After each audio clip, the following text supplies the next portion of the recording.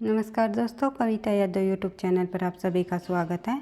TGT PGT Hindi और NTA net से संबंधित हिंदी के नए पाठ्यक्रम के आधार पर संपूर्ण हिंदी की तैयारी हम कर रहे हैं। तो आज की क्लास में हम करने वाले हैं भाषा विज्ञान संबंधित एनटीए नेट में हिंदी में आए हुए पिछले सालों के प्रश्न। हमने एक सीरीज पिछले सालों के प्रश्नों की भी चलाई हुई है, जिससे हमें ये समझ हो जाए कि परीक्षा में किस प्रकार से प्रश्न पूछे जाते हैं और कौन कौन से महत्वपूर्ण प्रश्न हैं।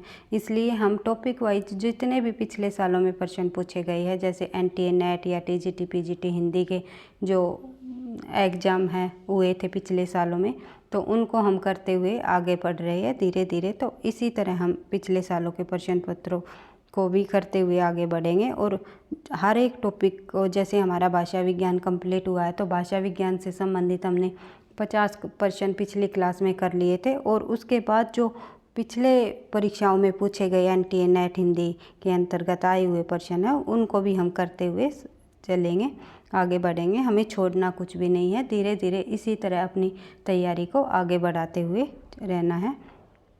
तो बढ़ते हैं फर्स्ट क्वेश्चन की तरफ। पश्चिमी हिंदी की दो बोलियों का सही युग्म कौन सा है? इसमें पश्चिमी हिंदी की दो बोलियों का सही युग्म पूछा हुआ है। तो इनमें देख सकते हो आप एनालिसिस करके। अवधी है ये पूर्वी हिंदी की है, छत्तीसगढ़ी पूर्वी हिंदी की है, और बघेली भी पूर्वी हिंदी की है। ये अवधी, बघेली और छत्तीसगढ़ी तीनों जो ये बोलियां है ये पूर्वी हिंदी की है। तो रह गई हमारी ऑप्शन डी, तो सही आंसर हो जाएगा डी।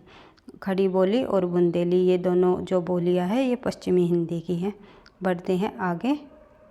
इनमें से किस बोली का बिहारी हिंदी से संबंध नहीं है? ये पूछा हुआ है कि बिहारी हिंदी से संबंध इनमें से किस बोली का नहीं है? तो सही आंसर हो जाएगा हमारा अवधी। भोजपुरी, मगही, मैथिली तीनों का संबंध बिहारी हिंदी से है। दोहा, दूहा मूलतः किस भाषा का छंद है? या दोहा या दूहा भी कह सकते हैं इसको। ये किस भाषा का छंद है? ये है अपभ्रंश भाषा का एक प्रकार का छंद। बढ़ते हैं आगे। संदेश डहु सवित रहु हा कन्हई ऐसमत भण पिए इकती बिल यही टी बेउसु समणा हथ। ये अपभ्रंश भाषा की ही पंक्तियाँ हैं, तो इसलिए अच्छे से पढ़ी भी नहीं जा रही। तो ये पूछा हुआ है कि इसकी जो पंक्तियाँ है इसके लेखक कौन है? ये किसका दोहा है? तो ये दोहा है अब्दुर रहमान जी का। बढ़ते हैं आगे। जिन्होंने संदेश रासक रचना लिखी थी और उसी में से ये दोहा लिया गया है। हिंदू मग पर पाँव न राख्यो का बहुते जो हिंदी भाख्यो। तो ये जो पंक्तियाँ है ये किस भाषा से ली गई है, किस भाषा की पंक्तियाँ है ये पूछा हुआ है। तो इसमें आंसर हो जाएगा हमारा अवधी, क्योंकि ये अवधी भाषा से की पंक्तियाँ है। और ये पंक्तियाँ है किनकी? Very important. कई बार परीक्षा में ये पंक्ति भी पूछी गई है कि ये पंक्ति किस लेखक द्वारा लिखी गई है या किस विद्वान की है। तो किन की है ये पंक्ति? नूर मोहम्मद की। आपको पता होगा, नूर मोहम्मद की ये जो पंक्तियाँ हैं। और है किस रचना से इनकी ये पंक्ति? अनुराग बांसुरी से। इनकी नूर मोहम्मद की जो महत्वपूर्ण रचना है अनुराग बांसुरी, उससे ये पंक्तियाँ ली गई है। कौन सी? हिंदू मग पर पाँव न राख्यो का बहुते जो हिंदू भाख्यो। तो ये पंक्तियाँ उनसे ली गई है। बढ़ते हैं आगे नेक्स्ट क्वेश्चन की तरफ। रचना काल की दृष्टि से निम्नलिखित कवियों का सही अनुक्रम क्या है? इस क्वेश्चन में ये पूछा हुआ है कि इनमें सही अनुक्रम बताना है कि रचना काल की दृष्टि से कि कौन सा कवि पहले आएगा और कौन सा बाद में आएगा। तो देख लेते हैं एक बार हम। इसमें सही आंसर हो जाएगा हमारा ए, क्योंकि देखो शंभू को आप देख सकते हो कि अपभ्रंश भाषा के सबसे पहला कवि माना गया है स्वयंभू। तो ये इसका समय सीमा क्या रही? 8वीं शताब्दी रही। और पुष्यदंत की 10वीं, और हेमचंद्र जी और अब्दुर रहमान की दोनों की 12वीं शताब्दी मानी गई है। लेकिन 1088 हेमचंद्र जी का जन्म माना गया है, तो उसके अनुसार हेमचंद्र जी को पहले रखा जाएगा जन्म के अनुसार, और अब्दुल रहमान को बाद में रखा जाएगा। अब्दुल रहमान का जो 12वीं सदी का जो उत्तरार्ध माना गया है, इसका तो शुरुआती दौर रहा 12वीं शताब्दी हेमचंद्र जी का, और इसका रहा उत्तरार्ध। उत्तरार्ध मतलब 12वीं शताब्दी का जो बाद का भाग है उस वह समय रहा, और 13वीं शताब्दी का पूर्वार्ध रहा। अब्दुल रहमान का जो समय माना गया है 12वीं शताब्दी का उत्तरार्ध और 13वीं शताब्दी का पूर्वार्ध भाग, इसलिए इनको हेमचंद्र जी से बाद में रखा जाएगा। इसके बाद अगर हम बात करें हजारी प्रसाद द्विवेदी की, तो अब्दुल रहमान को हजारी प्रसाद द्विवेदी जी ने हिंदी का प्रथम कवि माना है। आप ये भी देख सकते हो। बढ़ते हैं आगे नेक्स्ट क्वेश्चन की तरफ। डिंगल कवियों की वीर गाथाएं, निर्गुणिया संतों की वाणियाँ, कृष्ण भक्त या रागानुमा भक्ति मार्ग के साधकों के पद, राम भक्त या वेदेई भक्ति मार्ग के उपासकों की कविताएं, सूफी साधना से पुष्ट मुसलमानों कवियों के तथा ऐतिहासिक हिंदू कवियों के रोमांस और रीति काव्य, ये 6 धाराएं अपभ्रंश कविता का स्वाभाविक विकास है। ये 6 धाराएं जो बताई गई है इसके अंतर्गत इस कथन में, तो ये अपभ्रंश कविता का स्वाभाविक विकास है। यह कहा गया, इन 6 धाराओं को स्वाभाविक विकास कहा गया अपभ्रंश कविता का, कि अपभ्रंश जो कविता का जब विकास हुआ तो इन्हीं धाराओं से विकसित होती हुई इनका विकास हुआ। तो ये बात किसने कही, किस लेखक के द्वारा कही गई है, तो सही आंसर हो जाएगा हमारा, ये कहा गया हजारी प्रसाद द्विवेदी जी ने। हजारी प्रसाद द्विवेदी की ये कथन है। बढ़ते हैं आगे। रचनाकाल की दृष्टि से निम्नलिखित कृतियों का सही अनुक्रम बताइए। इसमें भी ये बताना है कि रचनाकाल की दृष्टि से सबसे पहले कौन सी रचना लिखी गई, तो देख लेते हैं एक बार हम। सबसे पहले आती है हमारी, एक सेकंड भाई, चारों को इनको एक बार ऑप्शनों को देख लेते हैं। कीर्तिलता, भक्तमाल, छिताई वार्ता, चित्रावली। तो इसमें सही आंसर हो जाएगा हमारा ए ही हो जाएगा, क्योंकि कीर्तिलता की जो समय सीमा है वो 14वीं शताब्दी मानी गई है। और उसके बाद आएगा भक्तमाल। भक्तमाल को अलग अलग विद्वानों ने अलग अलग समय दिया, लेकिन इनका 1585 के आसपास रहा है इनका समय। और उसके बाद आ गया छिताई वार्ता, उसके बाद आ गई चित्रावली। चित्रावली का समय कितना माना गया, 1613 ईस्वी। और किन की रचना है ये, उस्मान जी की। कीर्तिलता विद्यापति की है, भक्तमाल नाभा दास की है, और छिताई वार्ता नारायण दास की है। चित्रावली उस्मान कवि की रचना है। बढ़ते हैं आगे। इसी तरह हमें करते हुए चलना है, क्योंकि एक ऑप्शन से हमें कई प्रश्नों को निकालते हुए उनको 4 ऑप्शन को एनालिसिस करते हुए अगर हम तैयारी करेंगे तो हमारी तैयारी अच्छी हो जाएगी। हम अगर 20 भी क्वेश्चन कर रहे हैं तो और अन्य तथ्यों को निकालते हुए हमारे लगभग 100 तथ्यों के बराबर हो जाते हैं। तो इसी तरह देख लेंगे, ईसा की किस शताब्दी में अपभ्रंश का व्यवहार लोक भाषा के अर्थ में होने लगा। कि ये पूछा हुआ है कि ईसा की किस शताब्दी में अपभ्रंश का व्यवहार लोक भाषा में कब होने लगा, तो ये आंसर हो जाएगा हमारा 11वीं शताब्दी में लोक भाषा में इसका विकास होने लग गया था। बढ़ते हैं आगे। इनमें से किस बोली का बिहारी हिंदी से संबंध नहीं है, ये पूछा हुआ है कि इनमें से किस बोली का बिहारी हिंदी से संबंध नहीं है। ऊपर भी हमने पढ़ा था मैथिली, मगही, भोजपुरी, ये तीनों बिहारी हिंदी से संबंधित है, और बघेली नहीं है, ये पूर्वी हिंदी से संबंधित है। निम्नलिखित में से पश्चिमी हिंदी की बोली नहीं है, इनमें ये पूछा हुआ पश्चिमी हिंदी के इसमें बोली कौन सी नहीं है। ब्रज भाषा भी है, कन्नौजी भी है, बुंदेली भी है, मगही हमने पढ़ा था बिहारी हिंदी के अंतर्गत। बढ़ते हैं आगे। खड़ी बोली शब्द का प्रयोग किन में किस अर्थ में होता है या किन में मिलता है, ये देख लेते हैं। 4 ऑप्शन दिए गए हैं, तो किस किस में पाया गया है ये देख लेते हैं। खड़ी बोली शब्द का प्रयोग साहित्य हिंदी खड़ी बोली के अर्थ में होता है, ये कथन तो बिल्कुल सही है। साहित्यिक हिंदी खड़ी बोली के अर्थ में ही होता है खड़ी बोली का प्रयोग। और दिल्ली मेरठ के आसपास की लोक बोली के अर्थ में आता है, ये भी बिल्कुल सही है। दिल्ली और मेरठ के आसपास की जो लोक बोली है उसे ही खड़ी बोली का नाम दिया गया। और खड़ी बोली का उद्भव शौरसेनी अपभ्रंश से हुआ, ये भी बिल्कुल सही है, क्योंकि पश्चिमी हिंदी का जो विकास हुआ वो शौरसेनी अपभ्रंश से ही निकली। यहीं से निकली खड़ी बोली, ब्रज भाषा, ये 5 उपबोलियाँ निकल कर सामने आई, तो शौरसेनी अपभ्रंश से हुआ, बिल्कुल सही है। खड़ी बोली में लोक साहित्य बिल्कुल नहीं लिखा, ये गलत हो जाएगा हमारा। खड़ी बोली में लोक साहित्य नहीं लिखा, तो आंसर देख लेते हैं 1, 4, इनमें सही आंसर हो जाएगा सी, 1, 2, 3, तीनों ऑप्शन हमारे बिल्कुल सही हैं और चौथा ये गलत है। तो जिसमें 4, 4 है उसको हम काट देंगे, तो सही आंसर हो जाएगा। बढ़ते हैं आगे। अर्धमागधी अपभ्रंश में विकसित बोली है। अर्धमागधी अपभ्रंश में जो विकसित बोली हुई है वो कौन सी है? अर्धमागधी अपभ्रंश से निकली पूर्वी हिंदी। अब पूर्वी हिंदी की बोली आप चेक कर सकते हैं, इनमें से कौन सी है? तो बघेली पूर्वी हिंदी की बोली है। तो कौन कौन सी? अवधी, बघेली और छत्तीसगढ़ी, 3 जो बोलियां हैं ये पूर्वी हिंदी की पूर्वी हिंदी से निकल कर आई। तो ये आंसर हो जाएगा हमारा बघेली, क्योंकि अपभ्रंश अर्धमागधी अपभ्रंश से पूछी हुई है।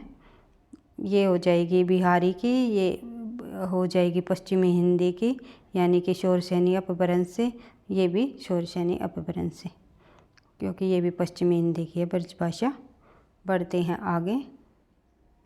निम्नलिखित में से किस भाषा को संविधान की 8वीं अनुसूची में शामिल नहीं किया गया?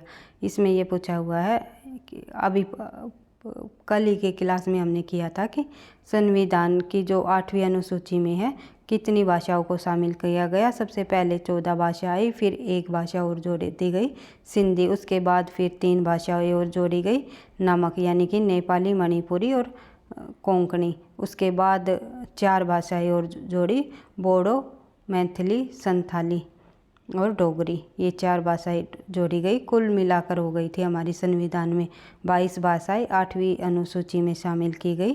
तो ये पूछा हुआ है उन 22 भाषाओं में किस भाषा को इनमें से कौन सी भाषा नहीं है, कौन सी भाषा को सम्मिलित नहीं किया गया? तो सही आंसर हो जाएगा हमारा इनमें से छत्तीसगढ़ी को। बढ़ते हैं आगे। क्योंकि मणिपुरी 71वें संशोधन में जोड़ी और मैथिली अब हाल ही में 2003 में जो 92वां संशोधन हुआ उसमें जोड़ी गई मैथिली और डोगरी दोनों को। अब बढ़ते हैं नेक्स्ट क्वेश्चन पर। पुष्यदंत की प्रबंध रचना कौन सी है? तो इसमें से पुष्यदंत की जो प्रबंध रचना है वो कौन सी हो जाएगी? ये हो जाएगी सी, नय कुमार इनकी प्रबंध रचना है पुष्यदंत की। इनमें से कौन सी बोली आकार बहुला नहीं है? इनमें से कौन सी बोली आकार बहुला नहीं है? एक ओकार बहुला, ईकार बहुला, आकार बहुला, इस प्रकार की जो अंत में आ की ज़्यादा ध्वनि सुनाई दे वही होती है हमारी आकार बहुला। तो इसमें से पूछा हुआ है कौन सी आकार बहुला नहीं है? तो सही आंसर हो जाएगा हमारा बुंदेली।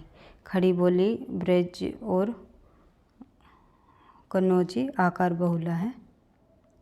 बढ़ते हैं आगे। अवधि का विकास किस अपभ्रंश से हुआ? अवधि का विकास किस अपभ्रंश से माना गया? भाई ये हमने पढ़ लिया था, अर्धमागधी से अवधि का विकास माना गया। इनमें से किसको संविधान की 8वीं अनुसूची में शामिल नहीं किया गया? इसमें से किस भाषा को, ये दोबारा क्वेश्चन आ गया है लेकिन देख लेते हैं, ऑप्शन हमारे अलग है तो इसमें देख लेते हैं। ब्रज भाषा को शामिल नहीं किया गया 8वीं अनुसूची में। बढ़ते आगे। विकास की दृष्टि से प्राकृत की पूर्वकालीन अवस्था का नाम क्या है? कि विकास की दृष्टि से प्राकृत की पूर्वकालीन, यानी प्राकृत से पहले जो भाषा आई थी उसको क्या नाम दिया गया? पाली। बोलते हैं, मैंने जब कंटेंट की क्लास में पढ़ाया था तो आपको बताया था कि प्रथम प्राकृत हो गई पाली और द्वितीय प्राकृत हो गई ये प्राकृत थी, और तृतीय प्राकृत हो गई अपभ्रंश। तो इस प्रकार से प्राकृत ही नाम दिया गया। तो इसलिए पूछा हुआ है कि ऑप्शन में कि विकास की दृष्टि से प्राकृत की पूर्वकालीन अवस्था का नाम क्या है। तो प्रथम प्राकृत कौन सी थी? पाली। पाली को कहा गया था प्रथम प्राकृत। अगर हमें कंटेंट अच्छे से समझ आ जाता है, किसी भी टॉपिक का अगर बेस हमारा क्लियर हो जाता है, चाहे प्रश्नों को किसी प्रकार से घुमाकर पूछ ले, तो हम सही आंसर तक पहुंच सकते हैं। तो इसीलिए मैं कहती हूँ कि किसी भी चीज़ को अगर पढ़ो तो आप बिल्कुल समझते हुए, गहराई से उसको समझते हुए पढ़ना है, ताकि परीक्षा में हमें इस चीज़ का लाभ मिल सके। अब्दुल रहमान की जो रचना है वो इनमें से कौन सी है, ये देख लेते हैं। तो अब्दुल रहमान की रचना कौन सी है? संदेश रासक। अगर वीडियो अच्छी लगी तो भाई लाइक भी कर दिया करो, क्योंकि आपके लाइक से ही मोटिवेशन मिलता है। लाइक और कमेंट आप करते हो तो मुझे नेक्स्ट क्लास बनाने की थोड़ी सी ये लगता है कि हाँ, बच्चों के लिए और अच्छी सी क्लास बनाई जाए, कहीं पर भी कोई कमी ना हो। जितना मुझे ज्ञान है उन चीज़ों को मैं और एक्सप्लेनेशन के साथ लेकर के आऊँ। तो लाइक कर दिया करो प्लीज़। तो इसलिए आपके लाइक से ही मैं हमारे अंदर मोटिवेशन आता है कि हम आगे काम क्लास के बनाने का काम करें, फिर और अच्छे से करें। तो इन्हीं सब चीज़ों को देखते हुए आपकी लाइक करना आपकी जिम्मेवारी भी हो जाती है एक तरह से। तो अपनी जिम्मेवारी से पीछे नहीं हटना है। तो बढ़ते हैं आगे। अब्दुल रहमान की रचना देख ली हमने, संदेश रासक। संदेश रासक ये मैं आपको मजाक में ही बोल रही हूँ कि लाइक कर, लेकिन आपको मतलब ये लगे कि हाँ, इस क्लास से मुझे थोड़ा बहुत भी बेनिफिट हो रहा है या हमें कुछ लाभ मिल रहा है, तो लाइक कर दीजिएगा। नहीं, अच्छी नहीं लगी तो आप देख सकते हो। बरोपिया परिवार की भाषा नहीं है। इनमें से बरोपिया जो परिवार की जो भाषा है वो कौन सी नहीं है? तो इनमें से बरोपिया परिवार की भाषा कौन सी नहीं है? मैंने भाषा परिवारों से भी संबंधित जब शुरुआत में जब भाषा हिंदी भाषा का और उद्भव और विकास भाषा विज्ञान के अंतर्गत ये टॉपिक मैंने शुरुआत में ही शुरू करवाया था, तो उसमें बताया था कि भारतीय परिवार में कौन कौन सी भाषाओं को शामिल किया गया। तो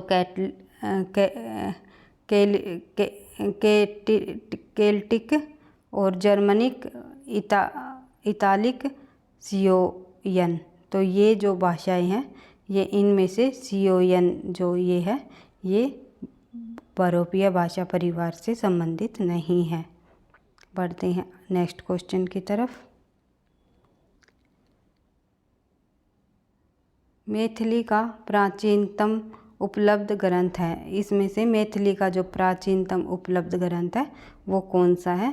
तो वर्ण रत्नाकर, चर्यापद, कीर्तिलता और ज्ञानेश्वर। ये इनमें से कौन सा आंसर हो जाएगा हमारा? वर्ण रत्नाकर। जो मैथिली भाषा का प्राचीनतम ग्रंथ है वो वर्ण रत्नाकर है।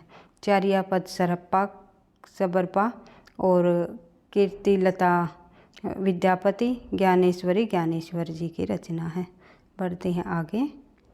आधुनिक आर्य भाषाओं के वर्गीकरण के अनुसार पूर्वी समुदाय की भाषा नहीं है। इनमें पूर्वी समुदाय की भाषा कौन सी नहीं है आधुनिक आर्य भाषाओं के वर्गीकरण के अनुसार?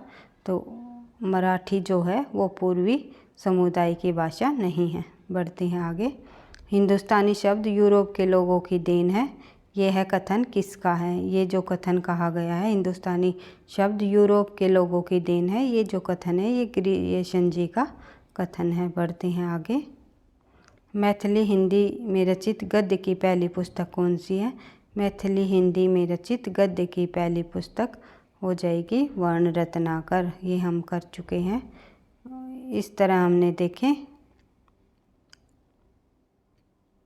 आज की क्लास में भाषा विज्ञान से संबंधित जो पिछली नेट की परीक्षा में आए हुए प्रश्नों को एक एक करके हमने देख लिया कि इसी प्रकार से प्रश्न पूछे जाते हैं, इन्हीं में से प्रश्नों को घुमा दिया जाता है। आजकल परीक्षा का पैटर्न थोड़ा सा चेंज हो गया, तो ये तथ्य हमें याद करने आवश्यक हो जाएंगे, क्योंकि इन्हीं 2-3 क्वेश्चनों का ही मिला करके एक क्वेश्चन बना देते हैं, या एक कोई पूरा तथ्य उठा लेते हैं और उससे ये संबंधित प्रश्न पूछ लेते हैं, इनमें से कौन सा सत्य है या इनमें से कौन सा असत्य है। तो हमें उस जो भी टॉपिक हम पढ़ रहे हैं तो उसके बारे में बिल्कुल गहनता के साथ आगे बढ़ना है और गहन जानकारी लेनी है उस टॉपिक से संबंधित, ताकि अगर परीक्षा में बदलते पैटर्न के आधार पर भी प्रश्नों को पूछ लिया जाए तो हमारा आंसर गलत न हो। तो हमें इस तरह ही अपनी तैयारी को धीरे धीरे आगे बढ़ाना है। क्लास पसंद आई तो लाइक करना, दोस्तों के साथ शेयर करना, वीडियो पर पहली बार हो तो चैनल को सब्सक्राइब कर लेना ताकि नोटिफिकेशन समय पर मिलता रहे। पढ़ते रहना, आगे बढ़ते रहना। थैंक यू, धन्यवाद।